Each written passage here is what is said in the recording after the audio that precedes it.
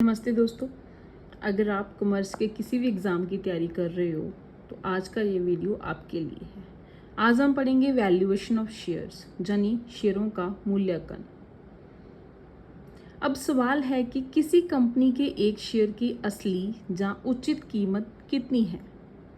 क्या शेयर की वैल्यू सिर्फ उसके मार्केट प्राइस से पता चल सकती है? नहीं, कई बार कंपनी के शेयर का मार्केट प्राइस उसकी फाइनेंशियल पोजीशन को सही तरीके से रिप्रेजेंट नहीं करता। इसलिए अकाउंटिंग में शेयर्स की वैल्यू निकालने के लिए कुछ मेथड्स का इस्तेमाल किया जाता है। आज हम 3 सबसे इम्पॉर्टेंट मेथड समझेंगे। First is intrinsic value method, second yield value method, third is fair value method. ठीक है जी। सबसे पहले वैल्यूएशन ऑफ शेयर्स क्या है। किसी कंपनी के शेयर की उचित या रियल वैल्यू निर्धारित करने की जो प्रोसेस है उसे हम वैल्यूएशन ऑफ शेयर्स कहते हैं।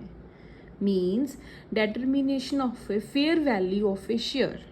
किसी भी शेयर की फेयर वैल्यू को डिटरमाइन करना, that is called valuation of shares. ये वैल्यूएशन कई सिचुएशंस में ज़रूरी हो सकती है। फॉर एग्जांपल, शेयर्स का परचेज या सेल करना, सेकेंड मर्जर या amalgamation, third reconstruction, fourth taxation purpose के लिए, फिफ्थ इन्वेस्टमेंट डिसीजंस के लिए, सिक्स्थ इज जब शेयर्स का मार्केट कोटेशन अवेलेबल ना हो। तो इन सभी सिचुएशंस में हम शेयर्स की जो वैल्यूएशन है वो करते हैं। अब शेयर वैल्यूएशन के मेथड्स क्या हैं। ट्रेडिशनल अकाउंटिंग में मेन 3 टाइप्स के मेथड हैं। First is intrinsic value method. यह मेथड कंपनी के नेट एसेट्स पर डिपेंड है। सेकंड मेथड है जी यील्ड वैल्यू मेथड। यह कंपनी की अर्निंग या डिविडेंड कैपेसिटी पर डिपेंड करता है। Third method is fair value method. ये पहले 2 समझाए हुए जो मेथड्स हैं, intrinsic value and yield value, उनका एवरेज होता है। ठीक है जी। याद कर सकते हो IYF। आई पे इंट्रिंसिक यानी एसेट्स, वाई पे यील्ड यानी कि अर्निंग्स, एफ पे फेयर यानी कि एवरेज। अब थोड़ा डिटेल में समझते हैं। First is intrinsic value method.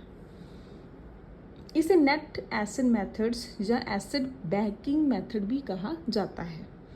इस मेथड में हम देखते हैं कि कंपनी के पास कितने नेट एसेट्स हैं और उन एसेट्स में इक्विटी शेयर्स का हिस्सा कितना है। इसका फॉर्मूला है net assets available to equity share holders divided by number of equity shares.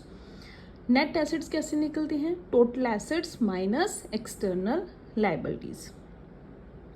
लेकिन ध्यान रखें, इसको आप नोट में नोट कर लीजिएगा, अगर प्रेफरेंस शेयर कैपिटल भी हो तो इक्विटी शेयर होल्डर्स के लिए अवेलेबल नेट एसेट्स निकालते समय प्रेफरेंस शेयर होल्डर्स का क्लेम हमें हटाना पड़ेगा। हटाना मीन्स घटाया जाएगा नेट एसेट्स में से।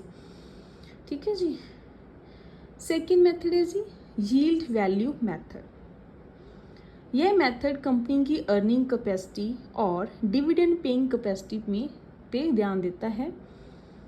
For in very easy words we can say intrinsic method पूछता है कि कंपनी के पास क्या है। यील्ड मेथड पूछता है कि कंपनी कमा कितना रही है।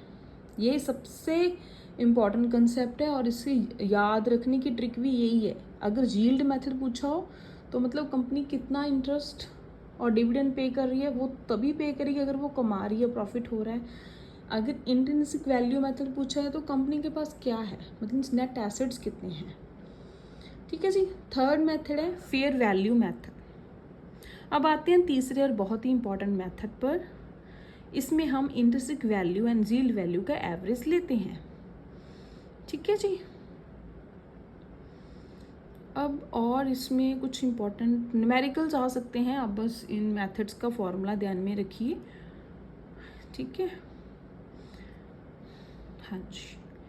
अब एक और कर लेते हैं, कुछ करें और तो आउटरो करा देती हूँ कि दोस्तों आज हमने सीखा क्या। वैल्यूएशन ऑफ शेयर्स वो सीख लिया, 3 मेथड्स देख लिए, interest value method, yield value method and fair value method. ये छोटा टॉपिक है, इसमें से ज़्यादा क्वेश्चंस नहीं आते। अगर आएगा तो न्यूमेरिकल आ सकता है, तो आप इन तीनों मेथड्स के फॉर्मूला को याद रख लेना, ठीक है। अगर आपको ये वीडियो हेल्पफुल लगा तो लाइक करें, शेयर करें और चैनल को सब्सक्राइब करें, और कमेंट में ज़रूर बताएं अगला टॉपिक कौन सा पढ़ना है। मिलते हैं अगले वीडियो में। Thank you and happy learning.